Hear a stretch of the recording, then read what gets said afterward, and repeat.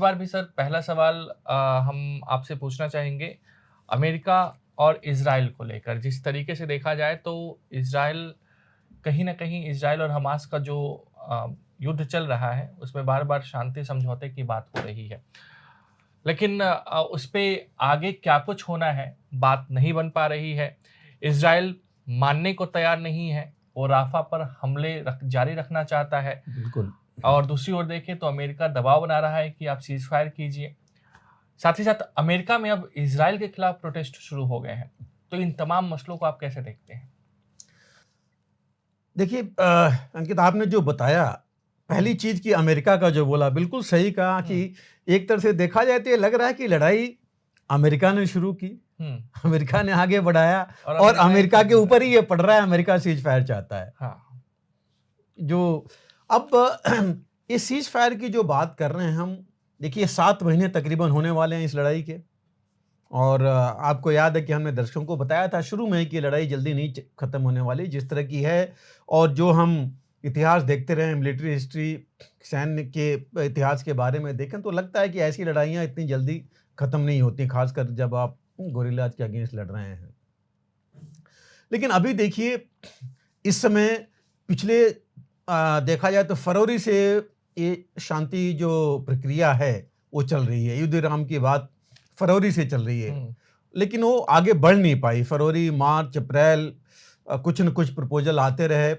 कभी इजराइल नहीं माना, कभी हमास नहीं माना। बीच में इजराइल और ईरान इनकी आपस में भी तकरार हुई, एक दूसरे के ऊपर उन्होंने मिसाइलें दागी।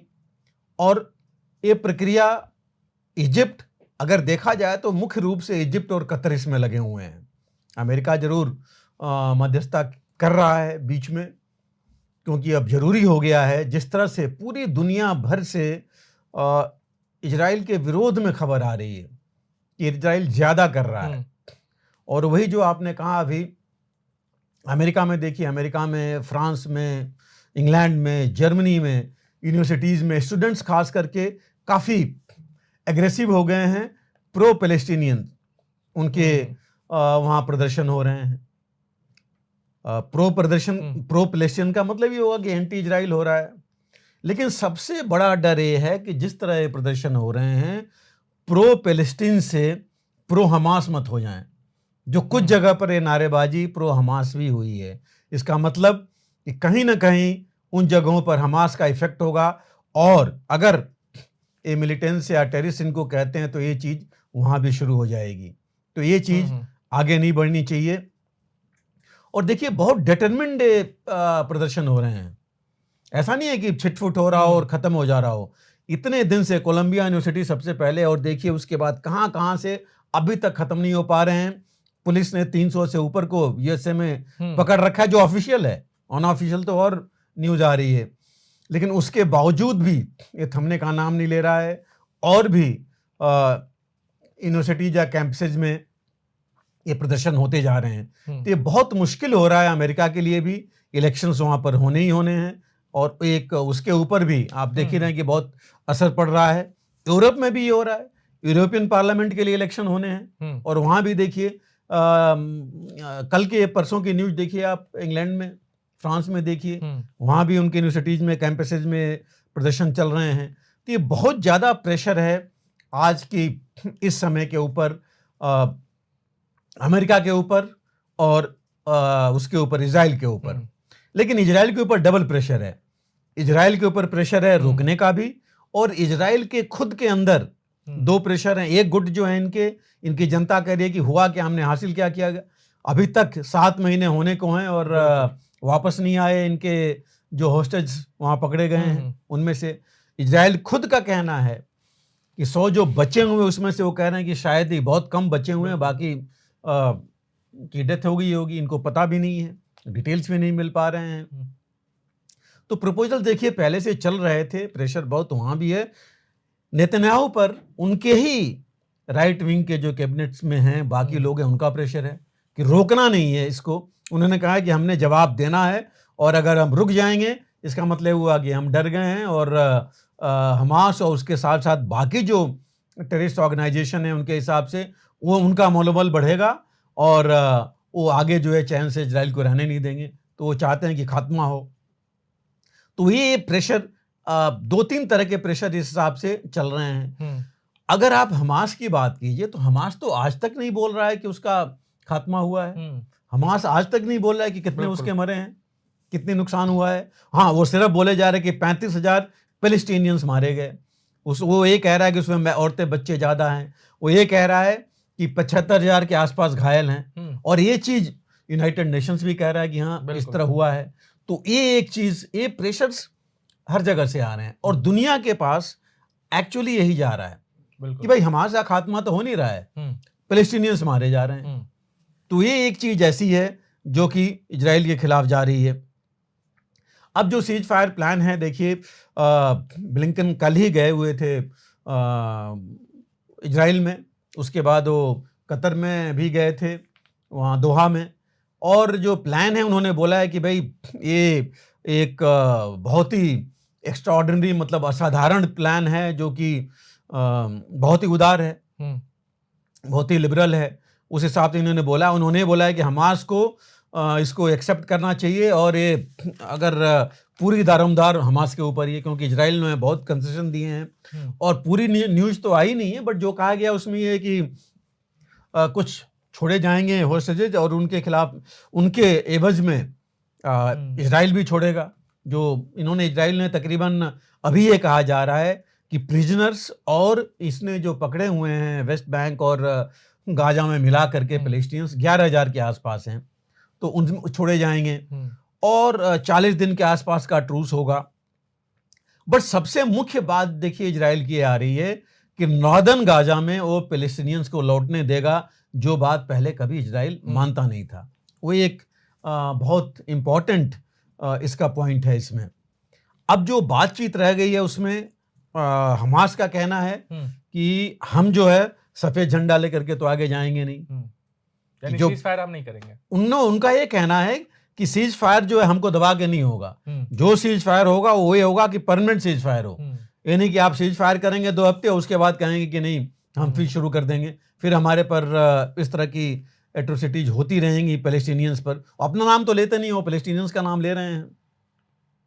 उन्होंने बोला कि ये सस्टेन्ड सीज फायर होना चाहिए, जो लगातार चालू रहे। बिल्कुल। और उन्होंने बोला कि प्रिजनर्स वापस होना चाहिए। उन्होंने बोला कि गाजा में जो है प्रॉपर एडमिनिस्ट्रेशन होना चाहिए। प्रॉपर एडमिनिस्ट्रेशन मीन्स उनकी गवर्नमेंट थी, वो वही चाहेंगे, वही वेस्ट बैंक का वो ले रहे हैं। तो अभी जो है उन्होंने ना नहीं कहा है कि बिल्कुल नहीं, वो अपना भी कर रहे हैं, पे चाहते हैं अपने टर्म्स पर, प्लस ये जो दूसरे छिटफुट ग्रुप से उनको भी साथ लेके चलना चाहते हैं, जिससे इनका पोजीशन नहीं हो, और ऐसा नहीं हो कि आगे चल के कोई और इजराइल या कोई भी और, अमेरिका है या बाकी हैं, उन ग्रुप्स को आगे ले आएं। तो वो भी ये नहीं चाहते हैं। दूसरा ये कह रहे हैं कि ऐसा तो नहीं होगा आज हम मान लें और कल को इजराइल कहेगा कि हम फिर युद्ध शुरू कर रहे हैं। जैसे देखिए नेतन्याहू ने तो बोला है कि राफा में हम अपना आक्रमण करेंगे, चाहे सीज फायर हो चाहे नहीं हो, जो कि अमेरिका, जो बाइडेन का तो टोटल स्टेटमेंट है कि नहीं होना चाहिए। तो ये एक ऐसी चीज़ है जो कि बीच में आ रही है। अगर वो निकल गई, जो ऑलरेडी हमास ने बोला है कि कंसिडर करेंगे और आजकल में शायद इसका कुछ वो जवाब देंगे। इसके अलावा देखिए नेतन्याहू के against international court of justice में केस भी, आईसीसी में, इंटरनेशनल क्रिमिनल कोर्ट में इनके अगेंस्ट चल रहा है केस, जिसमें कहा जा रहा है कि इनको वॉर क्रिमिनल डिक्लेयर किया जाए। जो अमेरिका ने उनके कुछ सीनेटर्स ने बोला है कि ये नहीं होना चाहिए। लेकिन एक ये भी है कि भाई आईसीसी का मेंबर नहीं है, इजराइल तो मेंबर है नहीं, इवन अमेरिका मेंबर नहीं है, इंटरनेशनल क्रिमिनल कोर्ट का अमेरिका भी मेंबर नहीं है, इजराइल भी नहीं है। लेकिन वही है, जैसे पुतिन के अगेंस्ट अगर वो अरेस्ट वारंट डाल रखे हैं, तो उन स्टेट्स में जो 123 देश मेंबर हैं इंटरनेशनल क्रिमिनल कोर्ट के, वहाँ अगर जाएंगे कभी भी नेतन्याहू, तो इनके वो आ जाएगा कि इनको अरेस्ट करना है, जैसे कि पुतिन के ऊपर है। तो ये कुछ चीज़ें हैं जो कि प्रेशर्स काफ़ी चल रही हैं, और अमेरिका जो है अपनी पूरी कोशिश कर रहा है सीज फायर की, मदद भी वो पूरी दे रहा है कि गाजा में पूरा जो है सीज फायर हो। लेकिन नेतन्याहू का जो कहना है, जो उन्होंने अभी भी बोल रहे हैं कि हम हमास का खात्मा करके रहेंगे, वो जो है इतनी जल्दी होगा वो तो थोड़ा मुश्किल सा लग रहा है, और ख़ास करके जब तक ईरान जो है अपना सपोर्ट हमास को जारी रखेगा, तब तक मुझे नहीं लगता कि ये बिल्कुल इसका खात्मा ये कर पाएंगे। और अभी देखिए 7 महीने तो होने वाले हैं, 7 महीने में अभी भी कोई डेटा नहीं है कि कितना खात्मा हुआ है और आगे कैसे होगा।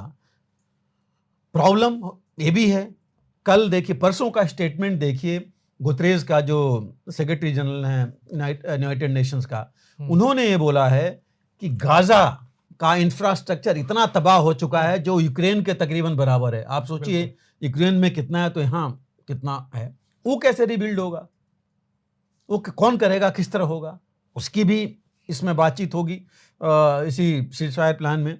सीज़फायर में आप ऐसे ही तो बुला नहीं सकते उनको वापस, कहाँ वापस आएंगे, वो किस तरह होगा। तकरीबन 95% इकॉनमी पैलेस्टीन की तो गई, क्योंकि है ही नहीं, पहली बात तो कोई बिजनेस चल ही नहीं रहा है, और वैसे भी वो सब खाली करके अपना चले गए हैं। हिजबुल्लाह और हौतीस, क्या वो भी चुप बैठेंगे? तो ये कुछ प्रश्न हैं जिनका अभी जवाब नहीं है, और ये प्रश्न ऐसे हैं कि जल्दी खत्म होने वाले भी नहीं हैं। और यूनाइटेड नेशंस का कहना है कि तकरीबन आज की तारीख में इतने एड होने के बावजूद, एड बहुत कम है, 6.25 लाख 5.75 लाख, उनका कहना है कि पैलेस्टीनियंस बिल्कुल भुखमरी के कगार पर हैं, फेमीन हैं, और वो बचेंगे नहीं। तो एक कंडीशन वहाँ पर हो रखी है। और जिस तरह से टोटल विक्ट्री की बात कर रहे हैं नेतन्याहू अपने राइट विंग के दबाव में, बिकॉज वो भी नहीं चाहेंगे, पावर से निकल गए तो उनका भी मुश्किल हो जाएगा। तो ये कैसे होगा टोटल विक्ट्री, इसका भी किसी के पास जवाब नहीं है, ना अमेरिका के पास है और ना खुद नेतन्याहू के पास है। वो खाली राफा को लेके चल रहे हैं कि राफा में हम एक्शन करेंगे। फाइन, राफा में एक्शन तो कर सकते हैं, लेकिन होगा क्या? हालांकि देखिए, इस लड़ाई में ये पूरा आर्टिफिशियल इंटेलिजेंस यूज कर रहे हैं। दो मेन इनके ऐसे जो ऑर्गेनाइजेशंस हैं जो इसमें मदद कर रहे हैं। अमेरिकन, ऑफ कोर्स अमेरिका का इसमें हाथ है, और ये पिन पॉइंट टारगेट करना चाहते हैं। फिर भी देखिए प्रॉब्लम हो रही है, कई जगह पैलेस्टीनियंस मारे जा रहे हैं, और कई जगह 3 दिन पहले थी, गलती से इनके ही ट्रुप्स ने अपने ही 2 सोल्जर्स को मार दिया, इजराइल के, ये भी हुआ है। तो ये भी चीज़ आने लगी है। ये कैसे ये सब चीज़ें आगे होंगी? चलिए, लड़ाई की बात तो इनके ऊपर है, लेकिन ये कैसे करेंगे? इसी बीच अमेरिका में इतना प्रेशर है, जो हम बात कर रहे थे। देखिए, कल ही इन्होंने, अमेरिका ने अपना अमेरिकन ऑफिशियल्स ने बोला है कि प्रेसिडेंट भी कंसीडर कर रहे हैं, और ये भी कंसीडर कर रहे हैं कि वो पैलेस्टीनियंस जिनका कनेक्शन अमेरिका से है, जिनके रिलेटिव्स हैं अमेरिका से, कोई कनेक्शन है, और वो जो भाग के इजिप्ट या बाकी जगह पर गए हैं, उनको अमेरिका में रिफ्यूजी स्टेटस दिया जाए। तो ये कुछ चीज़ें अमेरिका कंसीडर कर रहा है। अब इसको नेतन्याहू कैसे लेते हैं, कौन लोग इसमें जाएंगे, कितनी चेकिंग उनकी होगी, किस तरह होंगे? अब ये लोग अगर अभी इजराइल के खिलाफ इतना प्रदर्शन हो रहे हैं अमेरिका में, अगर इतने और पहुंच गए पैलेस्टीनियंस, तो वहाँ क्या हाल होगा? ये कुछ प्रश्न भी हैं जो कि मुझे नहीं लगता कि इतनी जल्दी सलूशन मिल पाएगा। बिल्कुल, कुछ शांति प्रक्रिया थोड़े समय के लिए हो जाए, लेकिन अब मुझे लग रहा है कि हमास भी थोड़ा, उसने भी अड़ियल रवैया अपनाया है कि भाई सिर्फ आपके टर्म पर हम नहीं चलेंगे। आपने, जैसे इन्होंने, ब्लिंकन ने अगर ये बोल दिया कि इजराइल बहुत लिबरल हो गया है, तो ये कहेंगे कि हमारे पास कितना मिल रहा है। और वो कहते हैं कि जैसे उन्होंने बोला कि पिछली बार की तरह नहीं कि 2 हफ्ते का सीज फायर हुआ, 4 दिन और बढ़ाया, और फिर हम पैलेस्टीनियंस मरने शुरू हो गए। वो नहीं चाहेंगे, वो चाहेंगे परमानेंट सीज फायर हो, हमारे वापस आए पैलेस्टीनियंस जो इतना 15 लाख के आसपास जो इधर उधर चले गए हैं, और रीबिल्डिंग हो, और उनको एडमिनिस्ट्रेशन मिले। बिल्कुल। तो ये कुछ चीज़ें मुझे नहीं लगता कि 100% इजराइल एग्री होगा, लेकिन अगर समाधान हम लोग शुरू से कह रहे हैं कि निकल आए, तो ये अच्छी बात होगी। अगर आप भी लेना चाहते हैं देश दुनिया की तमाम जानकारी, तो आज ही सब्सक्राइब करें हमारे चैनल को। साथ ही नीचे दिए बेल आइकन को जरूर दबाएं ताकि हर अपडेट आप तक पहुंच सके।